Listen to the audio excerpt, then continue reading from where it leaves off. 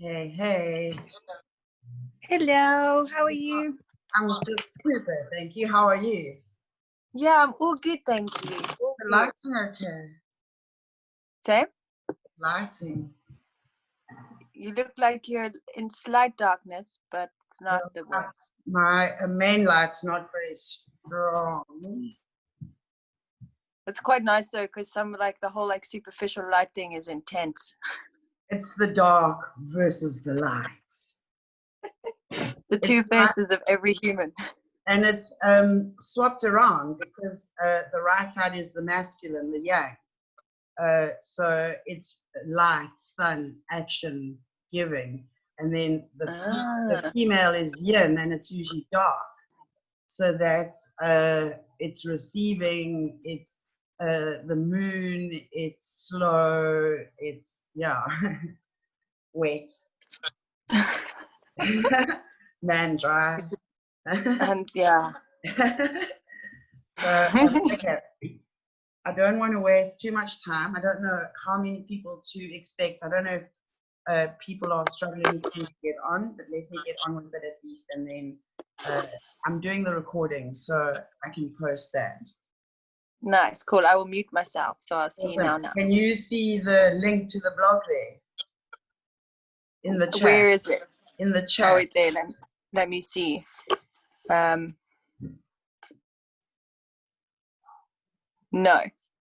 How do I show it all? Because it says, it looks like, anyway, the blog is up and live. So, yeah, and there are actually 3 blogs involved. So this one is called, the one that I'll post the video in for this is called Marvelous Mushrooms. And then the other 2 I'll mention as we go. So basically, mushrooms are actually the flowering aspect of a, well, it's not really a plant and it's not really human, of a group of plants called fungi. And there are about 14,000 different species of fungi, and they have been around for a very, very long time. So let me see. So really the 2 aspects I think that are well important about the mushroom is 1, that the mushroom being the fruiting plant, and then 2, the actual root system of the mushroom, which is called the mycelium. And what I love about what I've heard over time and learned and read about mushrooms, they, like I say, they don't fall into the plant kingdom, and they're not human, but not a human species. However, they're evolutionary more related to man than they are to plants. So that's quite interesting. And there is, from historical to spiritual use and mention of mushrooms, and I do mention those in, there are 3 different blogs related to mushrooms, and I mention them, and you can click on the link in the blog related to this video, which is called Marvelous Mushrooms. So really we're looking at how mushrooms can be a food and a medicine and a functional living resource. You'll be surprised at what is happening, or how mushrooms are being used these days. Mycotherapy, so you'll always see I talk about mycotherapy. Mycotherapy is the use of mushrooms both as a food, so for its nutritional sources, which I'll address shortly, and also its medicinal properties, which I'll address. So they are quite a useful single source to find nutrients and sustenance. So, you know, if we think about well, now I'll get to the medicine part just now, but so let's go on to the food aspect of mushrooms. And I know I say I'm a lot, it's been brought to my attention a few times. I do try to control it. However, I find it difficult because when I'm thinking, is a bit like an but condensed into a split second. Just so I can pull the information I'm sourcing from wherever in my brain. I'm following notes, but let me just show you, for example. So other than writing the blog, which is I wrote 2 years ago, and I now had the opportunity preparing for this talk to update it and make it a lot more comprehensive and put in a lot of links and a lot more information. But so after I do the blog, I then write meeting notes. But look how tiny my writing is. It's impossible to follow. So these actually is like writing the blog is like studying for the exam. Doing the notes prep for the talk is like revising. So this is me doing the exam. I kind of do it off the cuff because I find my notes very difficult to follow because they're so small. But we go with the flow because that's really what I like to do when I do this, is really just go. And again, when I'm working intuitively, again, I use a lot, like the So the nutritional value of mushrooms, they are almost a complete food source on their own. Like I say, there are 14,000 different species. Not all are edibles. There are poisonous types. And I do give a warning in the blog about this. And also there's links. Always make sure at any time with mushrooms that if you're going to consume them, make sure that you correctly identify them and you're absolutely certain. There's certain lookouts that one can check for.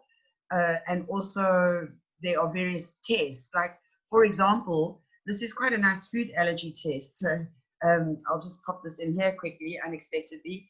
But if you wanted to test your body for food sensitivities and food allergies, usually what you would do is quite a serious elimination, a diet elimination process. I did this kind of stuff, gosh, like 3-4 years ago. So I'm realizing that there's a need for repetition and to reintroduce a lot of these topics because there seems to be a lot more receptivity towards them now. So I will focus on that at some point in the near future. However, back to mushrooms as a complete food source, they are have a beautiful complex carbohydrate called polysaccharides. So they're a good form of sugar. They are high in fiber. They have a high water content. They have a protein content, and they're also quite low in calories. They are a very good alternative for people who are looking to move away from eating meat. They really are kind of beefy. In fact, nowadays you can get dried mushrooms that they call mushroom biltong, which is a jerky, mushroom jerky. So it's just dried mushroom, which is kind of, it's supposed to satisfy the taste. So those that are weaning themselves off mushrooms are a really good support to get you, to wean you off. And again, a lot of people who move over to a vegetarian diet tend to have quite a high carb based eating plan, and putting mushrooms in is again a lovely way to eat a more balanced diet. They also have a very good B complex nutrient content, so your B1s and 6s and 12s, which are important for relaxation and nerve function and other things. They have vitamin C. They also have a vitamin D content. However, it's quite small unless they are exposed to very high UV. So the UV light from sun or synthetic, I guess, they can actually develop quite high values of vitamin D. And then mineral-wise, they have magnesium, potassium, and more. But like, can you see, they contain a lot of your most vital nutrients. And then here's the really exciting thing. Here's what you can get excited about mushrooms when it comes to nutrient content, as far as essential and vital nutrients are concerned, is that they're very high in antioxidants. And we'll start to see the importance of this when I address mushrooms as a medicinal source. So as far as antioxidants goes, for example, they contain selenium, and selenium is key in metabolism. I always recommend for people who have very low immune systems, particularly when they're battling with things like adrenal fatigue. And again, we'll see how lovely, how beautifully this complements when we get to the medicinal aspect. But a zinc and selenium complex is beautiful to boost your immune system, but with regards to like the repair aspect of your body.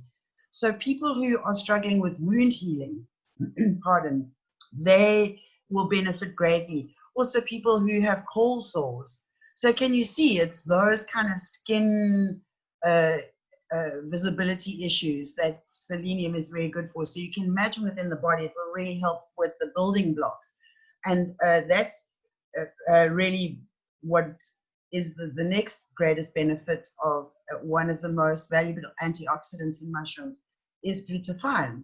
Because glutathione is a combination of 3 amino acids, glutamine, glycine, and cysteine. And these are all very important building blocks. They're all processes of growth.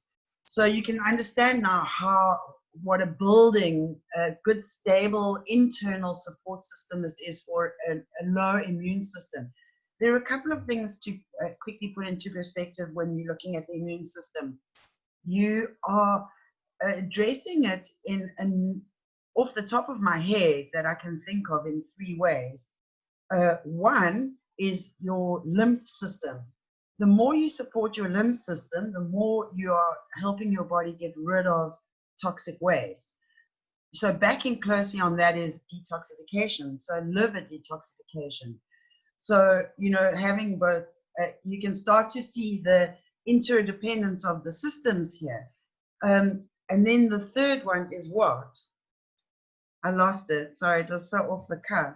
And these are actually very complex processes that I'm talking about, and I'm really trying to keep it simple. So in my mind, I'm seeing the whole spectrum, and I'm just trying to put it into a much condensed version. So I'm sorry, if I remember, I'll get back to it. So we can see that one of the most powerful values of mushrooms is its antioxidants. And again, it's full spectrum of nutrients. So there again, a huge variety. Let's look at, as far as, I actually did put them in the blog, but I just want to read the quantity, the different kinds of mushrooms that you get, that you can actually eat. So you can see how just having your big brown mushrooms or just having your little white button mushrooms gives you just such a small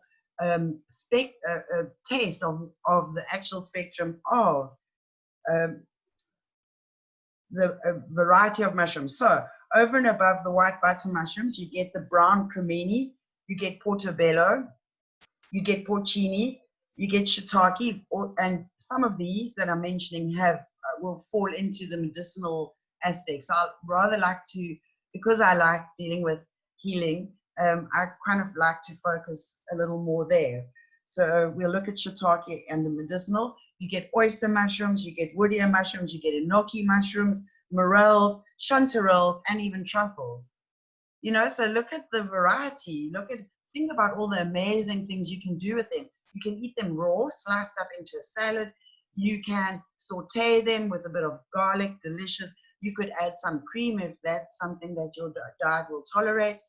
And you can use that as a sauce for some pasta, even over some vegetables, you know, instead of a cheese sauce. You could use them in a stir fry. You can bake them. So they make, on their own, they can be a meal, but they also make a really good accompaniment. So they preserve incredibly well. You can dry them, and all you need to do then is add some water and they will rehydrate. You can also make a tea from them. You can freeze them. They can well, although that would be my least favorite way, unless you're doing it at home, you know, doing your own home preservation. And then what was the final way? Did I say frozen? And then preserving, you know. So those are, it's really a beautifully functional food. you can imagine if you dry them, they're very light and they'll transport very well. So that's why they've been eaten for centuries. You know, this is not a new product. This is actually an ancient product. And here's an interesting thing that I wanted to say about the mycelium, so the root system of mushrooms. According to, and I think it's Terence McKenna said this, but I can't be sure. It could also be Graham Hancock. I'm not sure which of the two I'm quoting now. I do get them confused. But again, all the links to all these people are in the various blogs. So you'll be able to establish when you pay attention to those, which one is the correct one. But they said, they say, well, there are a couple of theories, and they're each attributed to one or the other. So the one is that mycelium, the root system of mushrooms, so the fruiting part that we see of mushrooms are actually a very small part of the whole plant system that is the fungi. The mycelium that's growing underground is like this webby network. It's fine. It's got these fine little filaments. And mushrooms eat through anything. These days, they actually, and I didn't address that in resources, but it comes to mind now, and that's one of the valuable resource. There's studies being done where mushrooms have been shown to actually decompost some of our man-made materials like plastics. So that's very exciting. They just eat through anything. They're like life or nature's waste disposal system. They really eat anything. I noticed with some mushrooms that if you leave them on a metal thing, they actually leave, it looks like you left salt on it. They actually seem to eat away at it. So that it's a very curious little creature, that fungi. And I'm all about the fun. Whoopie whoop. So anyway, those are all the different kinds of, no, let me concentrate, get back. Yes, so the one dude is about how the mycelium, the network, because it grows all over, around all the roots of all the grass, the flowers, the various weeds, the root systems of all other plants. It meshes in with those. So it's considered to be the internet of the plant world. It's what relays information underground between, you know, can you imagine this communication network going on that we're not even aware of underground between the root systems of all these plants that are touching and weaving? It's beautiful if you imagine it. And so, yes, one of their theories is that it's like the internet of the plant world. So it's how information is transferred across very far distance. In fact, in the blog, I talk about how one of the fungi systems has been measured by like hundreds of square kilometers, massive structures. And we only see a part of it because most of it is hidden underground. So I kind of like that about them. And then the other theory about mushrooms, and I'll address that again under medicine, is there's something called the stoned ape theory. And again, I mentioned a link to that in one of my blogs, so you can go off and follow that on your own mission. But it has to do with perhaps how mushrooms were involved, or certain mushrooms were involved in human evolution, the evolution of our brain, of consciousness.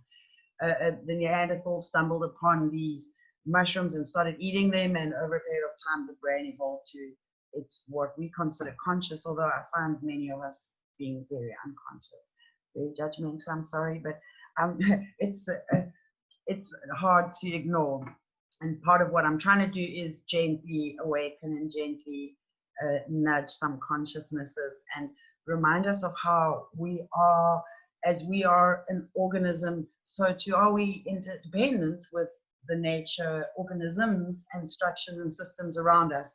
And it's really key, because without nature, fauna and flora, we don't have food. And that's a real concern for me, you know, especially in the future and the state of the planet, you know, this fish and the sea and climate control, and how that the salinity of the ocean affects water evaporation, and how that creates droughts and deserts, and apparently ice ages can happen quite quickly in those conditions, up to within 20 years. And look at how the weather patterns have changed over the past few years. The severe storms, especially in the UK, you know, and elsewhere, you know, major fires and major storms and floods. So it does seem a bit like death and doom when it comes to nature. You know, the Amazon burning, those huge fires in Australia. And I'm not, so let's put it into perspective quickly. I'm not sure always that there's one of two things going on. Either things are getting worse, or they are not getting worse, but we just have more access to information. You know what I'm saying? Like, you've got to look at the duality of things and be real about stuff. So I'm just saying, like, when we're playing our cards, remember to that there is another side. Or when you're looking at a coin, there is another side, you know. So anyway, those were the theories by those fellows. As far as nutrition goes, I think that's about as much as I want to say. Oh, you can puree them. I'm just seeing my notes now. You can sort them, puree them, and etc. So let's go to the medicinal effects, because those are really the things that I love as a medicine woman. I really get excited about how we can use our food as medicine, because it just seems like such a quick fix. So I talked about in the Compass to Wellness series, in the second one, about nutrition and hydration. So I just wanted to say, I think I mentioned mushrooms in there a little bit, but with regards to the medicinal purposes of mushrooms, so I talked about the antioxidant effect. So why that's important from a medicinal point of view, and we'll see now I'll talk about a few of the different kinds of mushrooms and how they benefit you, how they fit in and work. But there are two key things about mushrooms. The one is that it has that high antioxidant benefit. And what that means is that it fights, that's why I mentioned my talks, because I mentioned the wrong one. If we go back to the first one, always it goes back to the first one, to the breathing. Remember, again, the starting point of life is that we breathe, and that we breathe in air, and in that air is oxygen, and oxygen is a key molecule to enzymatic processes, which is biological living. So, excuse me, as part of that process of oxidation, we get a byproduct, which is, you always get a byproduct from any process. You get benefits and pros and cons, really. And it's always the cons that we are trying to target. We're trying to up the pros and limit and diminish and decrease the cons. So, pardon,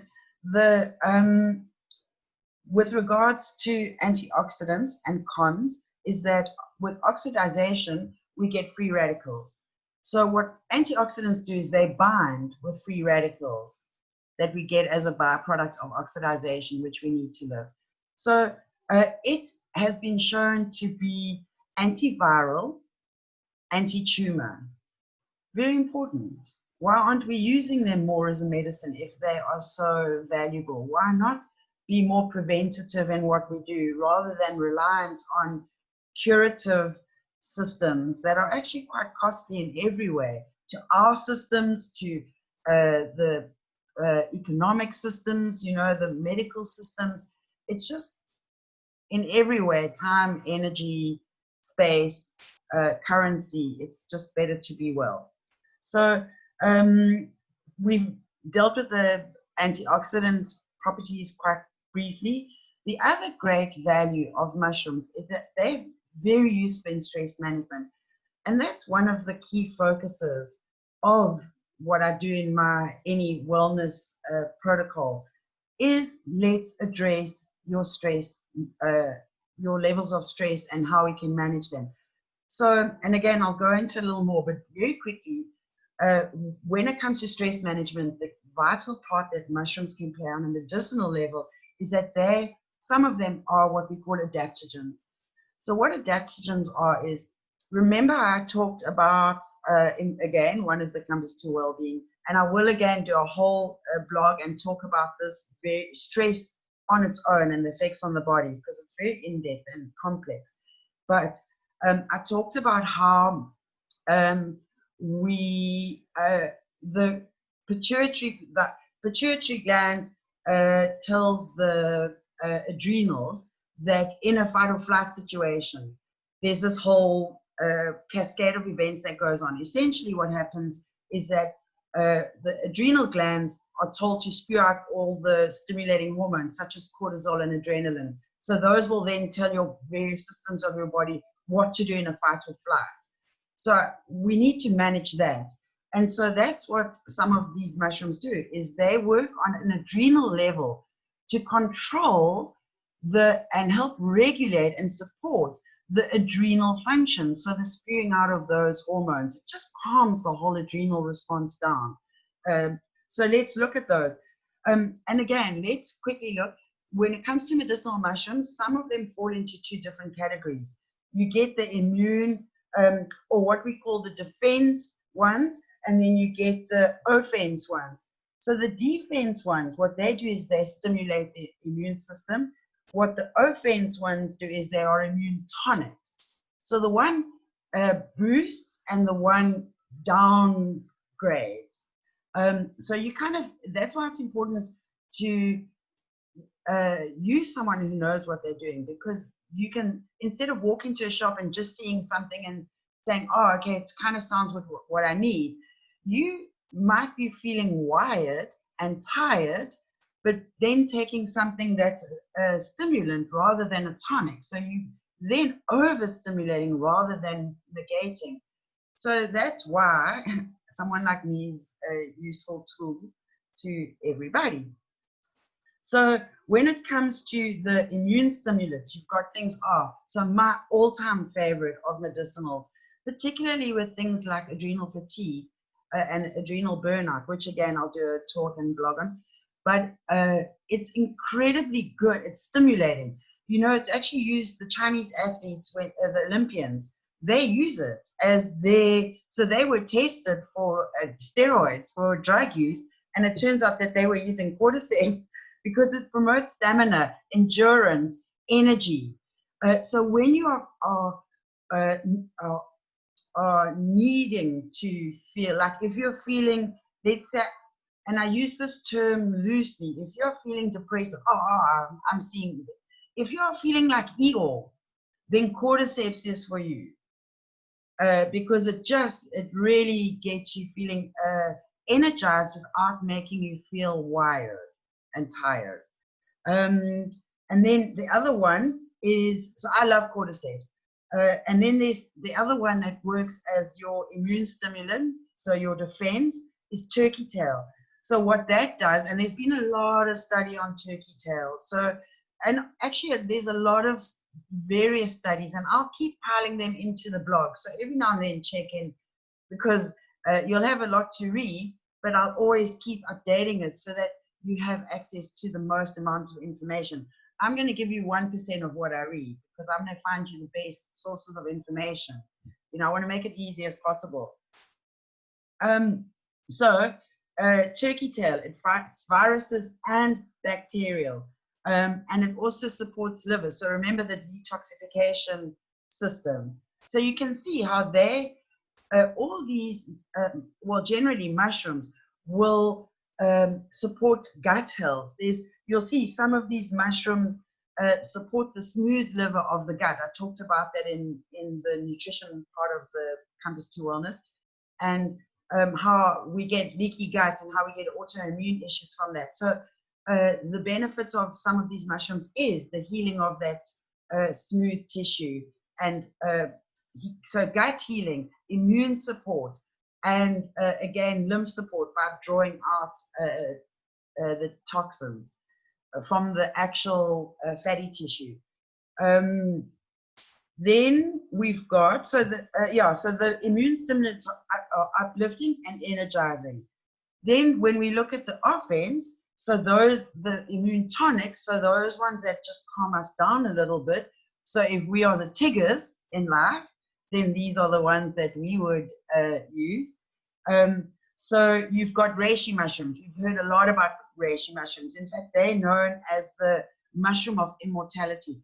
Certainly when it comes to Eastern medicine, in fact, mushrooms, when it comes to medicine, have been used for centuries in Chinese medicine and in Japan and even in Russia. They're big in Russia. And so, you know, I kind of feel like they've already proven themselves. Why are they so out of fashion? They are such a sustainable resource. They grow quite readily in nature. They're a little harder to grow at home, but not that hard. You need a rotting log and you can grow oyster mushrooms.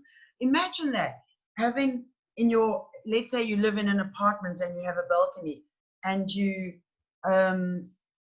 sorry, something is, there we go, okay. So if you had on your balcony, you had this rotting log hanging and all these beautiful oyster mushrooms growing out of it, and you came home at, you know, during the day and you were hungry and you went outside and you sliced a mushroom off and you went inside and you got some butter and you fried up, you know, with a bit of garlic and herbs. I love, you know, what a lovely meal or snack. So that's possible, but we don't do it. It's not, but anyway, let's see. The future is mushrooms. So then with regard, so reishi, and here's a key thing about them, just by the way, if you have them as a tea, the more bitter they are, the higher the potency in them. And this is another key thing I need to mention about working with nature and natural products. So anytime, there are two factors involved. There's the plant and there's the human, the man. The plant is its own living thing. You can't regulate nature. You can't demand it, every plant to have the same potency, because the environments are different. The soil, everything about the soil is different. The amount of water and moisture they receive, how well nourished they are, how much sun, you know what I'm saying? There's so many factors that influence a plant's growth. So to be able to say, okay, well, from this leaf of kale, I'm always going to get 15 grams of iron. Well, no, because who knows? You know what I'm saying? So the same thing, you have to, when you work with nature, you kind of have to get to know yourself a little bit first before you can work with it and understand it, you know, and understand that you're working with another entity, really, especially on an energetic level.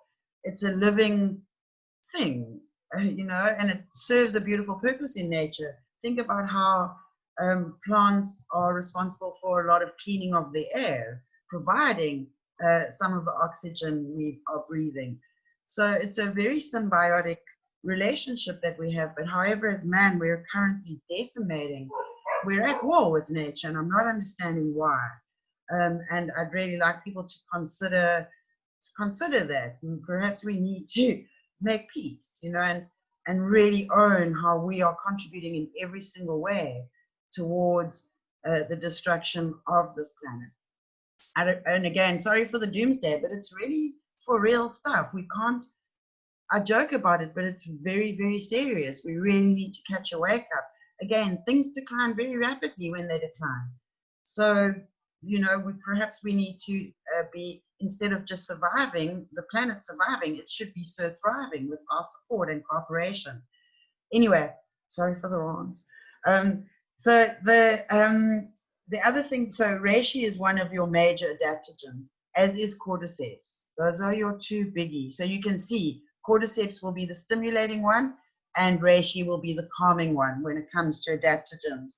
So again, I'll rather go into it when I address adrenal fatigue and the stress response. So one of the other offense ones is shiitake. That works on the immune system support, and it's very good anti-tumor and antiviral. Again, in these Rona times, we're being told to take things and do things, and we're going to have vaccinations. Whoa, can't I just like chow some mushrooms and benefit from the antibacterial and antiviral properties of that? Like that I just feel, again, the bioavailability of the nutrients in plants' foods is so much better than any synthetic thing that man can make. Yes, there's some things we think we do better than nature, but I actually think it's a little bit of a God complex over nature, because really I think God has got one over us, and it's a bit like a woman who allows a man to think it was his idea when all she did was lead him to that conclusion. You know, it's that kind of ideology. So remember, the immune tonics, they are calming and they are restoring. Then a couple of other of your medicinal use mushrooms is something like chaga. Chaga, if you are a very heavy coffee drinker and you'd like to get off coffee, there actually, I'll quickly talk about a couple of options for that, just as a takeaways. I like doing takeaways.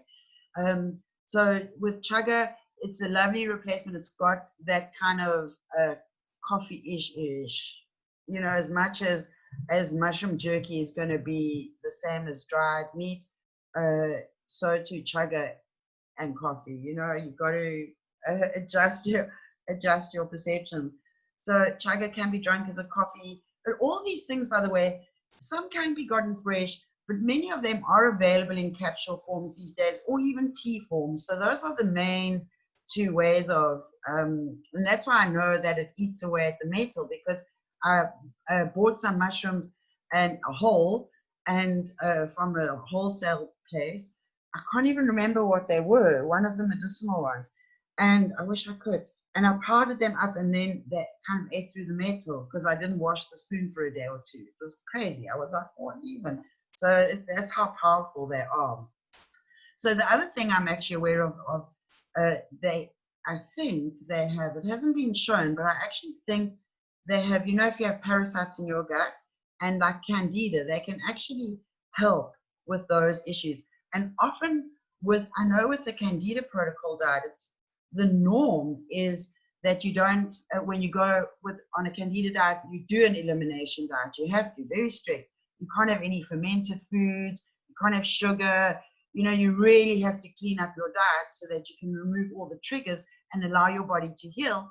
And then what you do is, oh, that's what I was going to tell you earlier that I forgot about, how to introduce foods to test them for sensitivities. And this is what you do. Well, you wouldn't do with mushrooms unless you were sure, but once you were ready to start testing it.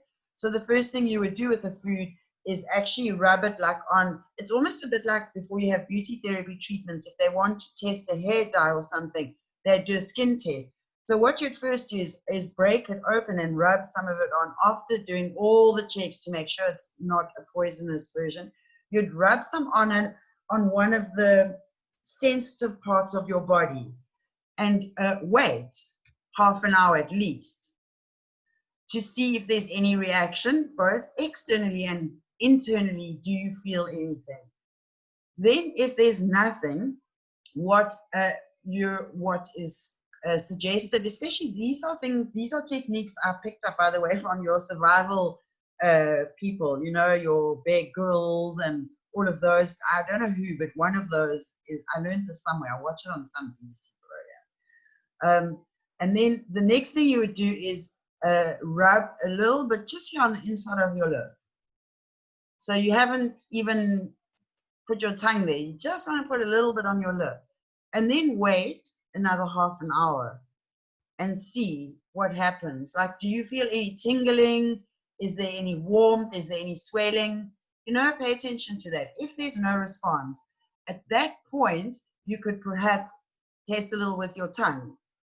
And then you're going to wait again, because you want to allow enough time to make sure that there's no delayed onset of anything. If it's okay to the taste, like you can taste it's palatable, and you know how an edible mushroom tastes. It's beefy. I keep saying beefy, but I don't know what other, it's like a wholesome flavor, you know, it's really a fulfilling, it's got umami too. So it's, again, it's a whole thing on its own. But, and then only once you've done all of that and there's been no reaction or no response, then you could eat a tiny bit of it. And then I would wait a bit longer. I'd wait an hour after that, because remember, your body has to digest things. And then if you feel fine, then it's probably good to go. So that's that. So the other some of the other medicinal mushrooms we can try is, so I've mentioned chaga. There's also lion's mane. So what I love about lion's mane is it's one of the ones that actually works on the nervous system, and it I read a study a few years back how it had myelinated the sheathing of nerves. That's like the protective layer of the nerve neuron story. So it can be useful for helping, and they were testing it for muscular dystrophy, and apparently it had good efficacy. So then there's also Miyataki. That's very good for blood sugar level support. Then, you know, earlier I was saying about the how it helps with the different systems. So it also supports metabolism, and it also helps with inflammatory conditions. And remember, inflammation is one of the byproducts of our stress systems and how we respond to stress, and when we stay in them in a long period of time.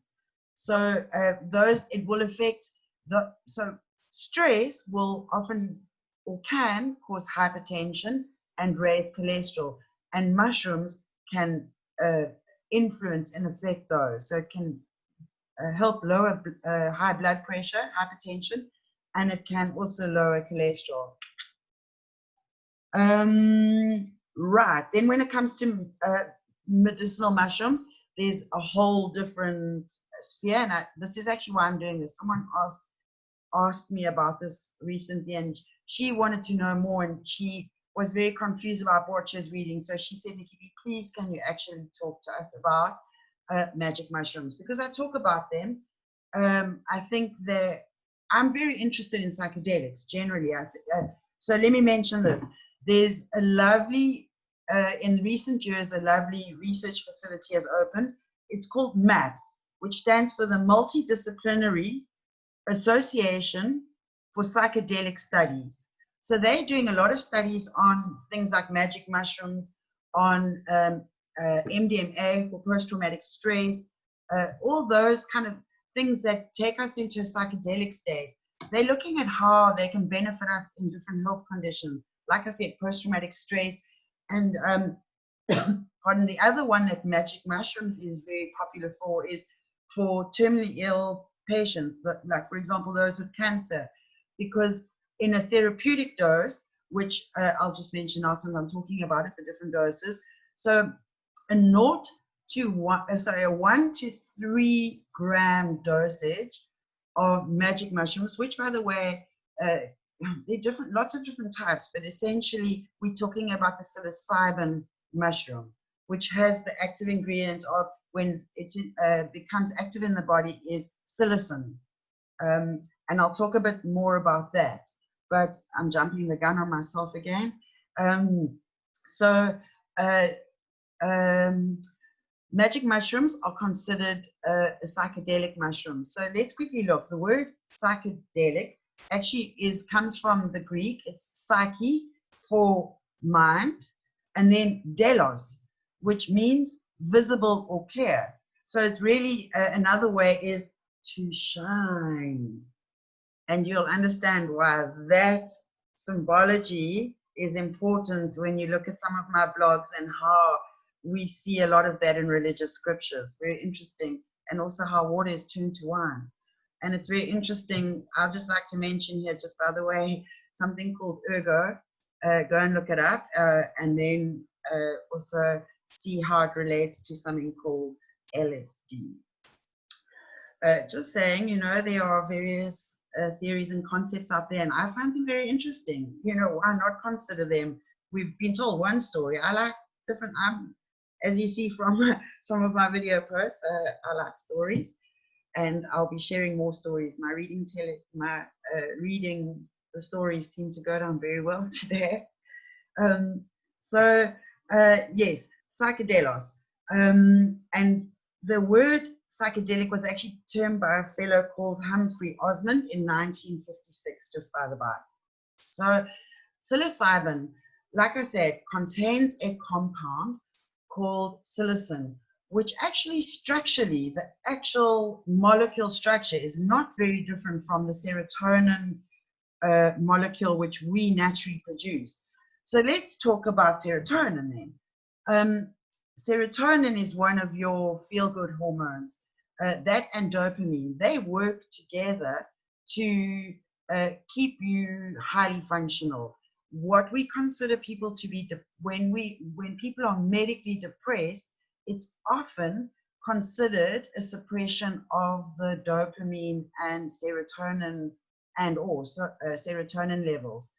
And what's curious about that is that people who are depressed are often prescribed something called selective serotonin reuptake inhibitors. So what you can understand about that is what those do pharmacologically is they stop your neurons from reuptaking the serotonin molecule. So they are more used for neurotransmitting purposes. Does that make sense? Is that understandable? So instead of absorbing them back into the system, they're staying in this. Oh, okay, I'm being shown a ferry system. So imagine if the neurons, so the synapses of neurons are not actually touching, they're apart. And what happens is there are neurotransmitters that work like sparks. They work like electrical sparks between the neurons, the synapses. So serotonin are those neurotransmitters, one of them, you know. And so imagine if instead of being available to ferry the information across, the sparks across to the one synapse to the other, they are being absorbed back into the system. So there's less of that sparking going on, essentially. So wires that are a bit disconnected, I guess. So that's what the serotonin reuptake inhibitors do. They allow more neurotransmitting to go on. And like I said, the molecule of the psilocin is very similar to that of serotonin. And psilocybin mushrooms work very similarly because of that to selective serotonin reuptake inhibitors.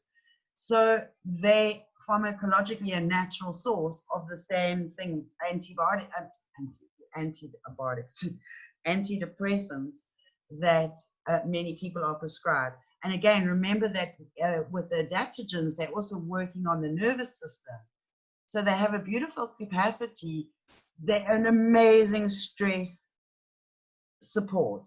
So I'm going to quickly talk about, I mentioned how a recreational dose, or I meant to, a recreational dose is about 1 to 3 grams. That's kind of what you would be able to do. And again, I'll talk about how it's safe to do them or what you need to consider when doing them. Look, in many countries, they are illegal. I'm not encouraging it. I'm not encouraging anyone to do anything illegal or unsafe. Always make informed, consensual choices. But let's say you happen to go foraging and you happen to know how different species look, and perhaps you were lucky enough to come across some and you pick them. Like, you know what I'm saying? So under those conditions, perhaps this information is useful. And so 1 to 3 grams is recreational. That would be considered if you take your, let's quickly look at the 3 primary considerations if you were going to consume magic mushrooms. The first thing you need to consider is the state or your, they call it your attitude. So that really means your state of mind, because remember, most what we consider, what's labeled drugs these days, actually can amplify or bring to the fore unconscious things. So that's something to be very aware of magic mushrooms. I'm going to talk highly about them because from all the research and experience and feedback, etc., from people, I talk to people a lot about these things. I like information. So I've just lost my train.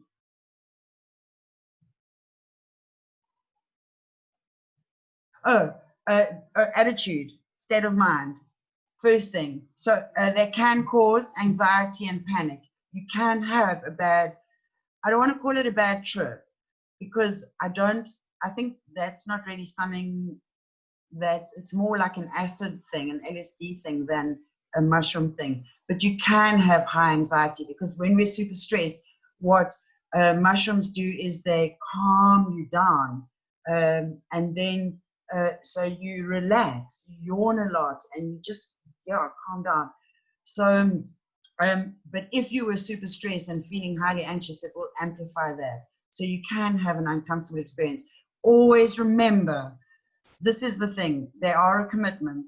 Unless you unless, depending on how you consume them, unless you eject them from your body, so vomitus, erectus, or projectus, unless you vomit them out before they digest, it's a commitment. Know that. It's not a terribly long trip. Again, depends how long or what your dosage is, which is your second consideration. How much are you going to take, and actually what are you going to take? Because different mushrooms, from my experience or research, have different kind of archetypes. So for example, for doing self-healing work, golden teachers seem to be very popular. They seem to have the again, always from my, not an experience, but research and knowledge base, they seem to be that very kind primary school teacher who's teaching you how to read. And then when you make mistakes, she goes like, no, no, no, dearie, let's try that again. You know, but she's firm, but she's gentle. So that would kind of explain, I guess, golden teachers. And then you get you get different ones called Mexicans. And my experience is when you're flush, which means the growth of mushrooms, when they are smaller, they seem to have a lot more of a fun little Mexican vibe. Like there's this little fellow, he's a very short little fellow with a big Mexican hat running around going, arriba, arriba, arriba. He's very funny, always making jokes. And so that seems to be, but when he gets older, he gets a bit lazy and grumpy, and he sits on your chest and he makes you it's very hard to move, but he's very funny. So we like Mexicans for sense of humor. And then you even get ones called albino penis envy. They're a lot stronger. So again, different mushrooms have different strains. So always do your research and know how much you're taking and what the strength and what you can expect from that kind of mushroom. And then the third factor to consider is your setting. Where are you going to do it? I find that for most people, they have really good experiences in nature. However, if you are going to do it in an indoor environment, always make sure in any environment that you're safe and comfortable, and also that you have some kind of, I'm not saying you're going to need it, but just for your own peace of mind, when you have committed to that trip and it's kicked in, to keep you checked in. And that was what I was going to say. Always know that it's passing. You're not going to stay, if it's an uncomfortable, you do not stay in that state. It's passing. So it's, you can check in and remember that this is just a temporary thing. Just be with it. Let the anxiety go and flow. It will pass. This too shall pass. And then the second thing was, this too shall pass. Setting. Oh, if you had in the back of your mind an emergency plan, if you knew things went wrong, like if you're going to do it on your own, which like I said, 1 to 3 is generally okay. But if you're going to do more than that, it's better to have a sitter, a companion, someone in your environment who you trust and you feel safe with. But if you're not going to have someone there, have an emergency plan. Have someone that you know you can contact, because in the back of your mind, that will be a reassurance on its own to help you get through that phase of this too shall pass. And if you need to use them, use your support systems. I think that's part of the process. You'll always ask the right person to support you, and knowing that they will give you the exact right support you need. So those are the main considerations. Then anything from like 3 to 5 grams would be considered a medicinal dose. So you could take that again. Once you've got experience and you've built up, I wouldn't go to that off the bat. I really would consider a microdosing regime first, or some kind of introductory session with someone who knows what they're doing, you know, rather than just doing your own thing. You want to always be safe. So that would be considered a medicinal dose. Anything from 5 grams upwards would be considered a therapeutic dose. And that's the kind of stuff that the MAPS people are looking at. And they are actually busy training practitioners who are able to facilitate journeys. And in those instances, you would normally do it in a clinical environment. And those are the ones who are your terminal people who are looking for some kind of peace. And that's what they're actually finding when they're when they have a mushroom experience. They are finding that they come to terms with death a lot more easily. They seem to go to death with a lot more peace than they would otherwise. And so let me quickly talk about what you could experience and how it kind of works. Again, it depends how much you take and in what format you take. If your stomach doesn't have to digest it, it will kick in quite quickly. So what we call onset, meaning from the time you consume it to when you actually start feeling it, the come on, is about 20 to 60 minutes before you could experience anything. At which point you have the come on. Usually you would feel a hot flush or chills. And at that point is when you would start to have the shifts of perception. You would perhaps start to have visual hallucinations, but it's not, I want to just clarify hallucination. We've seen a lot of scary movies and a lot of propaganda, fear-based adverts to steer us away from all these dangerous things. And with hallucination, with mushrooms, it's not the same as acid. It's a completely different experience. It's a completely different chemical. It works on different neurochemical things in the brain.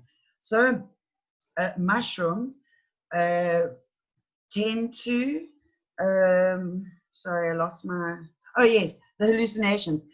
All that seems to happen is things seem to come alive. Like things seem to move. You don't see anything that's not there necessarily. It's like if you were cloud watching, it's like you could just do it for ages because the clouds are just like, wow, look, I never saw those shit. Everything kind of comes alive in a whole new way it becomes more dimensional than we are. I guess you start to realize how we see everything so 1 or 2 dimensionally.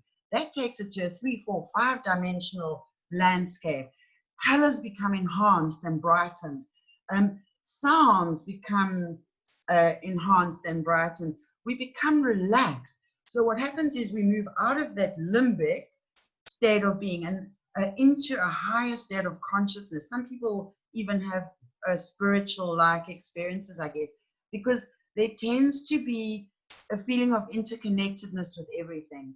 And you start to see how you are a part of the puzzle, which is why I always talk about body, mind, and spirit, because this really, mushrooms do tend to take you through the body, which I guess is the mycelium, the mind, which I guess is the root, and then the spirit, which would be the cap. I think that's what I'm being shown now. And so I love how they really do make you see through the veils of perception and break through illusions. I've seen some very good, or been in environments where I've experienced very good therapeutic work go on with people. Beautiful mind shifts go on where they've been able to let go of fear and trauma patterning and conditions and accept things. Like I've seen people grow beautifully over time as they've used them. So let's quickly talk about how we use them in stress management or how they get used. It became popular about actually quite a long time ago already, like 8 years ago, especially in Silicon Valley. We started to hear about people talking about microdosing on magic mushrooms because they were allowing them to enhance their creativity. Because when you move out of your fight or flight system, which is a very basic survival way of living, and you can move into your higher brain, higher consciousness, which is a more relaxed, nervous state of being, so a stress-free state of being. Then they were able to tap into really, like I'm talking about the developers, you know, in the IT world, they were finding that they were problem solving very complex problems quite a lot more easily. And they were able to sit down in that state and really bash through obstacles that they hadn't been able to before. So there are different ways of doing it, but basically a microdosing regime is something around this protocol. It takes about 5 grams of mushrooms in total over a 10-week period. So the idea is that you would take a 0.3 milligram. So it's about a third of a gram a third of a gram. And the effect of that, you shouldn't actually even notice. You should not feel any kind of psychedelic experience as you would on a 1 gram, where things would start to come alive. So look, some people find the effects of the psychedelics kick in at a 0.5. Just saying, you know, everyone's different. That's why it's important to rather test things on a smaller dose first and see how they feel for you before you, or, you know, I've seen mushrooms kick some ego's ass. I'm telling you what, and not only once, I've seen it a few times. So don't think you can get the better of them. They will kick your ass, I promise you. So please put your ego away and know one of the things when you do mushrooms is you have an intent. What do you want to get out of this? So you decide ahead of time. That is one of the factors for considering when you do it. But the microdosing regime, so it's a 0.3 milligram dosage. You would do that about every 4 days. So that applies to the same if you're using mushrooms in a bigger dose less often. So let's say recreationally, one evening at a bonfire or whatever. It's a very popular way to do it. It's quite a magical experience, especially with good company. So that even you would leave always a gap of about 4 days, because that's how long it takes for the whole thing to metabolize out of your body. Remember, magic mushrooms are in effect, your body would consider it a toxic substance. And there are natural substances in your stomach that try to suppress psychedelic experiences. So that's why MOAIs, I think is the right thing. I stand corrected. However, when we override that, that's why you can feel nauseous, because your body recognizes the psychedelic mushrooms as a poison and it wants to eject it. So it can happen. There are ways to temper it. Again, speak to people in the know and do your research. However, so every 4 days you would do it, and you do it over a 10-week period. And that's what would be considered a microdosing regime. 0.3 every 4 days, 10 weeks. And you get quite a profound chemical adjustment that goes on in the brain. And I've seen over the last few years, I've known of at least 6 people who have gone off their antidepressants, which, please, by the way, if you have a practitioner and you are on antidepressants, you really ought not to take the 2 that act very similar. They're both serotonin, selective serotonin reuptake inhibitors, so you shouldn't really, under most circumstances, be taking antidepressants and magic mushrooms. It's not recommended. So, and also if you have the kind of GP that you can be, who is open to working with other modalities and working with an interdisciplinary, let's say, team, for use of a better word, then it's, you know, it's worth mentioning. Chances are they won't know what I'm telling you as far as the pharmacological aspect goes.